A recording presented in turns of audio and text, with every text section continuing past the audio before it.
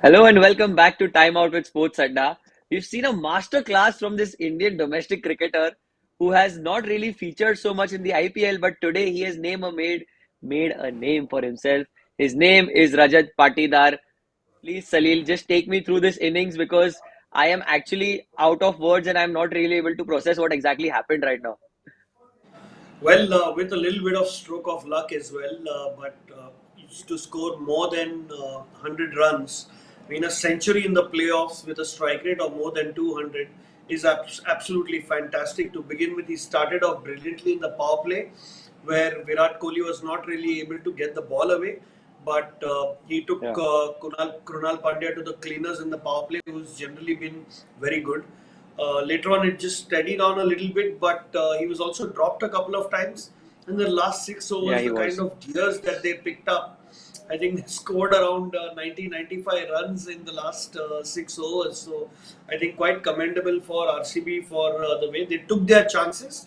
It wasn't without the stroke of luck with three catches going down of these two not out batsmen. But if you get a chance, you must take it, and that's what the game's all about. You cannot fret on that. 112 or 54 balls, masterclass innings, I must say. Something reminds me of a lesser known person called Bisla, who played a final against Chennai and Manvinder beat them. Visla. So something like that looked like, but Rajat Patidar clearly is on the map now, and seeming to be a very big name now, at least from an RCB perspective. Absolutely. If we can have a look at the scorecard, and Bhavik, you could tell me nothing going right for Lucknow, especially the fielding has let them down. A couple of dropped catches, one from KL Rahul himself, one by Deepak Hooda. Manan Vora tried to get that blinder. But how important was this innings by Dinesh Karthik, according to you? He's come in throughout the IPL and he scored these very crucial match-winning runs. Do you think that this total would be just enough to beat Lucknow? Well, definitely yes. 37 not out of 23 balls, while Rajat, as we all know, 112 not out of 54. But yes, Yeah, Dinesh Karthik's role was very important in this, innings because he came in around the 13th or 14th over. He's not, quite used to, batting at that position. We usually see Shahbaz Ahmed coming in at that time, and he right. will Dinesh Karthik would possibly finish the games for RCB in the last 2 or 3 overs. But he had a different role today. He had to, sort of anchor the innings alongside Rajat Patidar, who was going all berserk, after that Ravi Bishnoi over. I mean, we saw how even Dinesh Karthik took his time, and we saw a role reversal sort of a thing where Rajat Yeah. Patidar went all bonkers, and Dinesh Karthik was actually, sort of rotating the strikes. But then again, the way they, accelerated in the last couple of overs is just beyond commendable in all sorts, and this is Absolutely. a match winning total by all means. But we have sort of seen how the dropped catches have costed Lucknow, and they'll have to pull up their socks now because this is a mountain to climb for them. Oh, absolutely. It is a big mountain to climb. And the surprising part was, even though Faf du Plessis and Virat Kohli didn't fire, the team was so, it's so good, the balance in this team, that someone has stepped up throughout the IPL. So, a brilliant No performance doubt. by the Bangalore team. Congratulations to them. 207 is what they've got to. Now, speaking of the predictions that we had made in the first innings, before the start of the first innings, if we can have a look at the results. Well, All red, it's an all off day red. for Bhavik for now. For It now, looks but it Bhavik, looks like an off day for Bhavik and looks like an off day for Lucknow. I think RCB has lost most of exactly. their matches tonight. They're winning theirs. I mean, I was supporting Lucknow, before the start of the game, but I was wearing red. So I guess that luck factor has moved to Royal Challengers Has moved on to Bangalore. the prediction also. Totally. Moved on to the prediction also. Well said, Salil.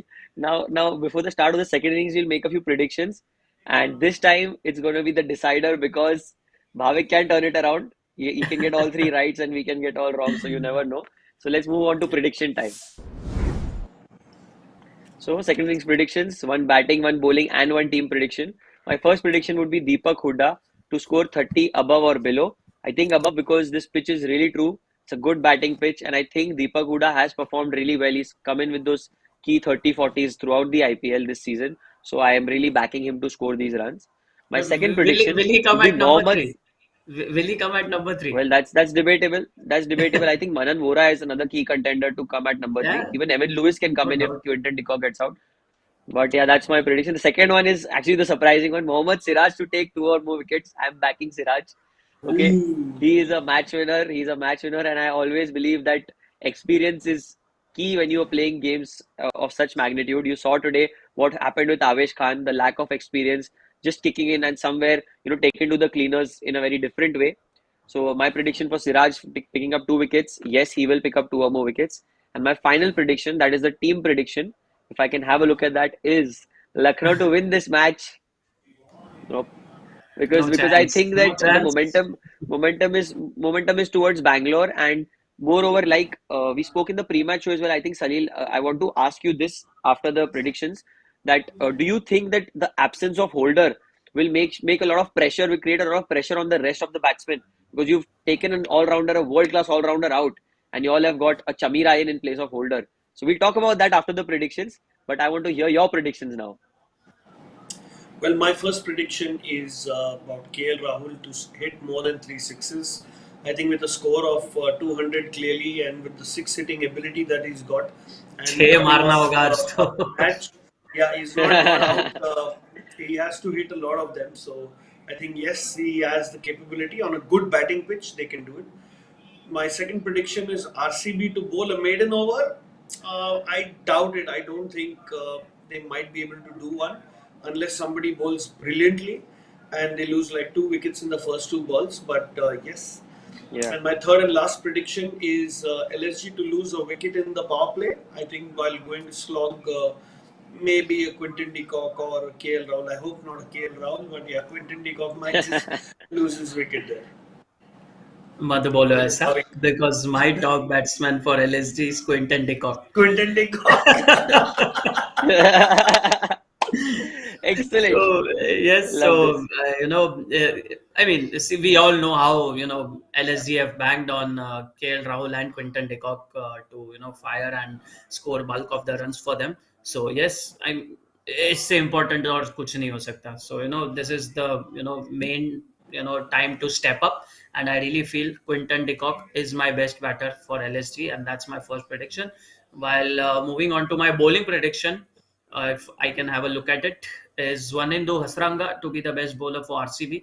I was a bit skeptical about taking Harshal Patel as well, because in such targets we have often seen him apply the breaks, coming in at the death overs Yeah. and chipping in with the wickets. But I really feel the way wicket has turned up in the second innings in the previous game, I really feel a spinner might just halt that run flow, and maybe Also, get a wicket as well. Yeah, Bhavik, Harshal Patel has failed to bowl those 4 overs quota. He's been used well, but only you bowling is 3 overs or 2 overs at times. He's not correct. completed his quota. So I think that's a very wise prediction about Hasaranga, because at least he'll get four proper overs The to the whole middle order quota batsmen. of So four good one. overs, no doubt, yes. Yeah. While my final prediction here, the team prediction is, I mean, LSD to score more than 40. I would rather say more than Have 50 to. after the power play. They have to. Absolutely. I mean, option. We have often seen that if a team is off to a blistering start, just as we saw yesterday, a total above 200 would definitely release some pressure. So yeah, that's my three predictions here. Excellent. So, Sahil, I'd asked you a question about Jason Holder's absence in this side and the amount of pressure that it would put on the first four or five batsmen who are in this lineup. So, do you think that's a very big absence, and the lack of form that Marcus Stoinis is in? Do you think that adds even more pressure to the opening stand and the top three?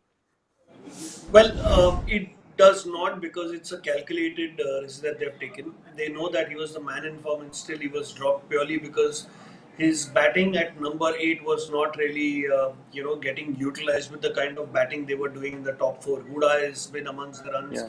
and along with KL Rahul and Quinton de Kock. So while maybe his bowling might have made a difference with his pace off, I don't think the batting, order would be disrupted, because anyway they are playing with an extra batsman, and maybe Hmm. they knew that either ways they had to score more than 200 runs, even if they were batting first or second. So I think they've planned for that, and while they wouldn't have really wanted such a big target, it's not that they have not chased 200 down. They've chased down 200 at a Brabon against Chennai, in which the team had Evan Lewis. So I think Yeah. they have a chance.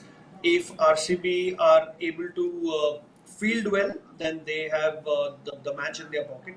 But if these guys get going, then there shouldn't be anything that's stopping them, because the pitch is brilliant to bat on. You can easily score 200 runs if you don't lose your wicket.